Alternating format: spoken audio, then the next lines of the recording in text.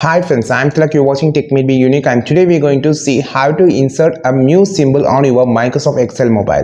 And if you're new to this channel, make sure to click on subscribe button below. We just quickly move on to the video. So how to insert a Muse symbol on your Microsoft Excel mobile, I'm just going to show in this video. So first of all, just open a document here and just going to zoom in. So first of all, click any cell, and if you are going to insert, you just don't click on the insert option because there is no insert symbol option present here. You can just insert chart only.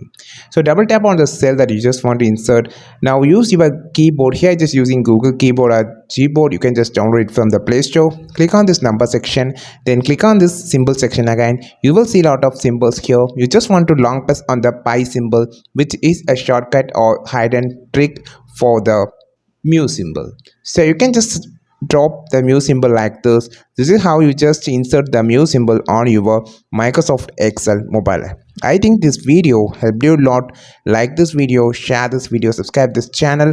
We will meet our next video with the super valuable content. This is Tilak signing off from Tech Made Me Unique. Have a wonderful day.